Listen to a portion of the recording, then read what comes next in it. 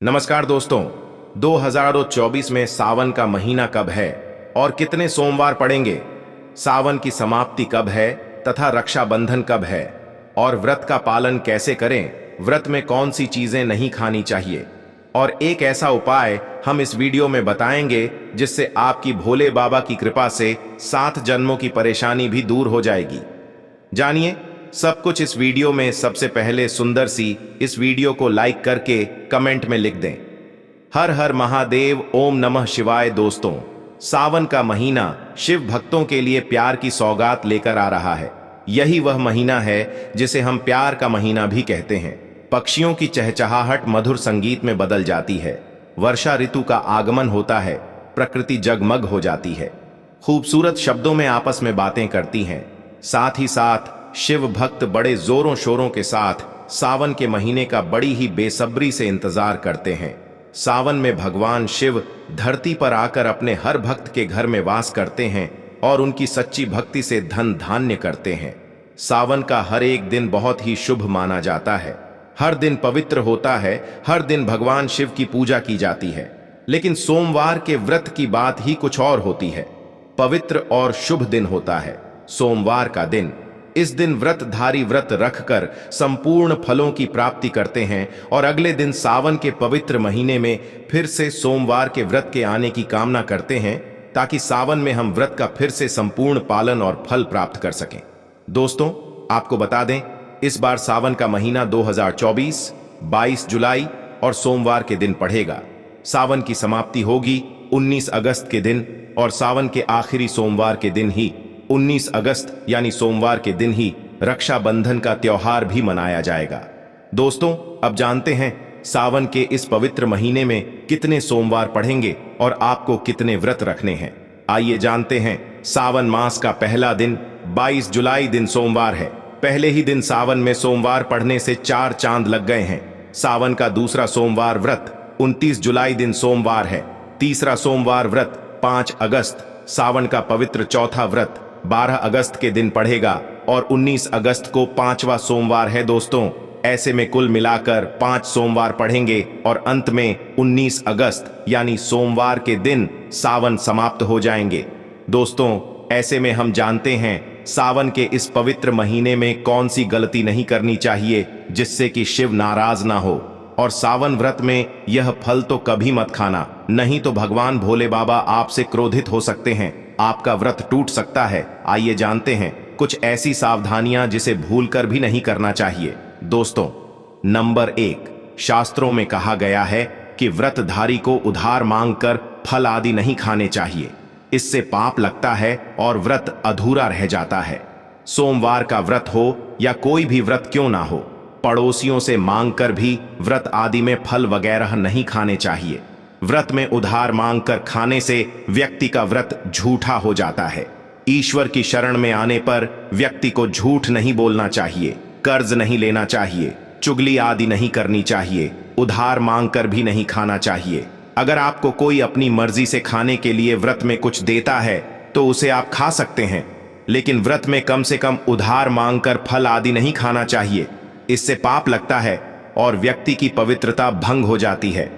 दोस्तों, नंबर 2, सोमवार का व्रत हो या सावन का व्रत, आपको नाशपाती नहीं खाना चाहिए।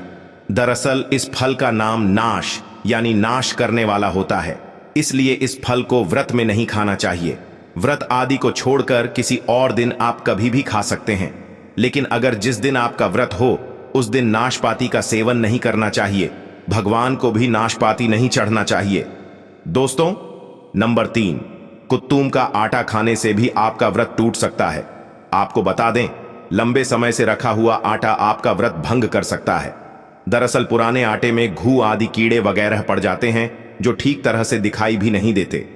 ऐसा आटा खाने पर दरअसल आप मांस का सेवन करते हैं और व्रत में कीड़े खाना घोर पाप के बराबर माना गया है और आपका व्रत भी भंग हो जाता है।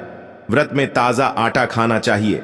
लंबे समय से रखे हुए आटे में कीड़े पड़ जाते हैं, ऐसा कभी ना करें। व्रत हमेशा शुद्धता में ही रखना चाहिए। सावन का महीना बड़ा ही पवित्र महीना माना गया है, इसीलिए यह 5 चीजें भगवान शंकर के पास कभी ना रखें। तो चलिए जानते हैं दोस्तों। नंबर 1, जहां रखा हो शिवलिंग या महादेव की कोई भी प्रतिमा, तो वहां पर भूलकर भी चप्पल जूते लेकर नहीं जाना चाहिए। जरा सोचिए, जब आपके कमरे में कोई चप्पल लेकर प्रवेश करता है तो आपको कितना क्रोध आता है। इसी कारण महादेव भी आपसे नाराज हो जाते हैं और आपको मिलने वाला फल नष्ट हो जाता है। ऐसे में मंदिर में नंगे पांव ही प्रवेश करना चाहिए, क्योंकि चमड़े की चप्पल हमेशा अशुद्ध रहती है। इससे देव शक्ति नाराज होती है। दोस्तों, नंबर 2, अक्सर महिलाओं को मासिक धर्म आ जाता है और वो बिना किसी को बताए पूजा पाठ कर लेती है, जो कि शास्त्रों में वर्जित माना गया है। इस समय महिलाओं को जानकर भी अनजान नहीं बनना चाहिए।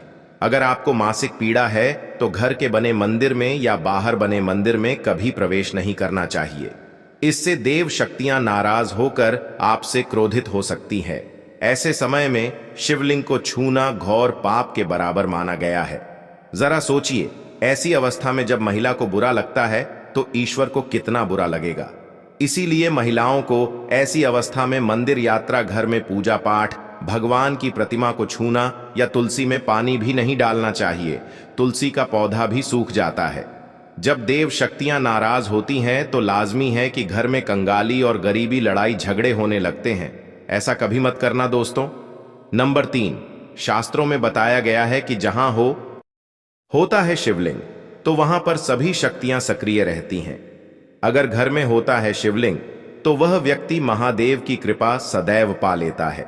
वास्तुशास्त्र के अनुसार शिवलिंग से हर वक्त ऊर्जा का संचार होता रहता है।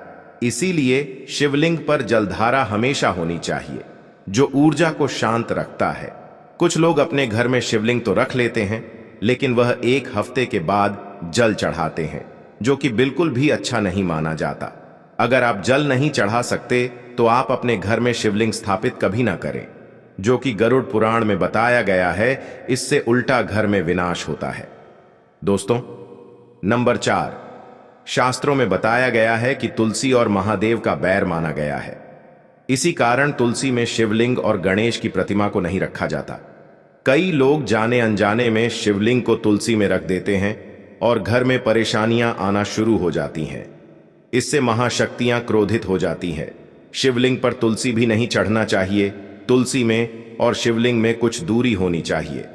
दोस्तों, नंबर 5, घर का मंदिर या बाहर का मंदिर, किसी भी मंदिर में ऐसे व्यक्ति को प्रवेश नहीं करना चाहिए जिसने स्त्री प्रसंग अर्थात संभोग किया हो या उसने मांस खाया हो। अगर आप शारीरिक रूप से गंदे हैं तो मंदिर के आसपास भी नहीं जाना चाहिए। घर के बने मंदिर में कोई कपड़ा आदि डाल देना चाहिए। जरा आप ही सोचिए, क्या आप मांस खाकर या स्त्री के साथ शारीरिक संबंध बनाकर भगवान के पास जाएंगे और क्या वह आपसे प्रसन्न होंगे? बिल्कुल भी नहीं। वह आपसे क्रोधित हो सकते हैं और आपसे नाराज हो जाएंगे। शास्त्रों में इसे घोर पाप माना गया है। इससे व्यक्ति नरक में जाता है। ऐसा दुष्ट स्वभाव मनुष्य की बर्बादी का कारण माना गया है। ऐसा ना करें। ईश्वर के सामने हमेशा नहा धोकर मन पवित्र लेकर ही जाना चाहिए। इससे सभी शक्तियां आपसे प्रसन्न रहती हैं। दोस्तों, सावन के महीने में महादेव को ऐसे बेलपत्र कभी मत चढ़ना, बहुत ही अशुभ माना जाता है। दोस्तों, पौराणिक मान्यताओं के अनुसार बेलपत्र चढ़ने से शिव जी का मस्तक शीतल रहता है।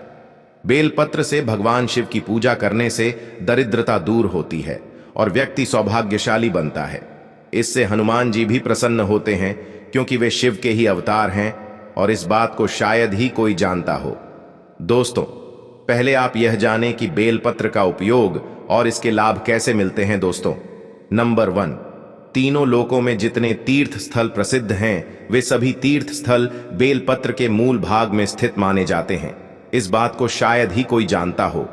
दोस्तों, नंबर 2, यदि बेल का वृक्ष घर के बीचों बीच या पूर्व दिशा में लगा हो तो घर में धन धान्य की कोई भी कमी नहीं रहती और परिजन खुशहाल रहते हैं। दोस्तों, नंबर 3, जो व्यक्ति बेल के वृक्ष के मूल भाग की गंध, पुष्प आदि से पूजा अर्चना करता है, उसे मृत्यु के पश्चात शिवलोक की प्राप्ति होती है।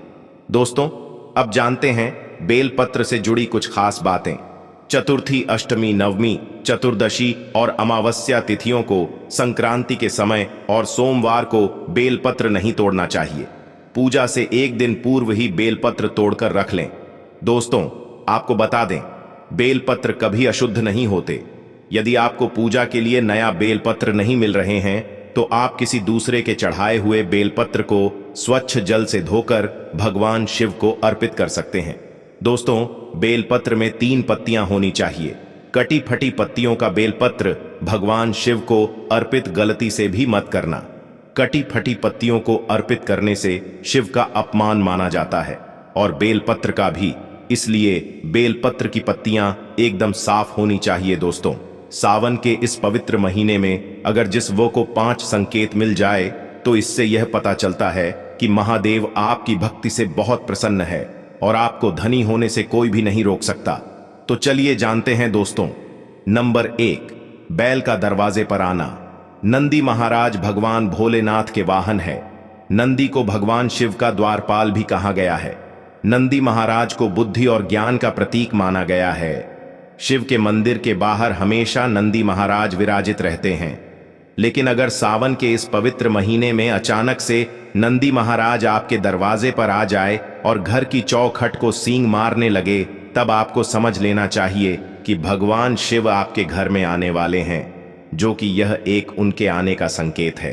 भगवान शिव आपकी भक्ति से बहुत प्रसन्न है और आपके घर में खुशियां आने वाली हैं। आपको धनी होने से कोई नहीं रोक सकता।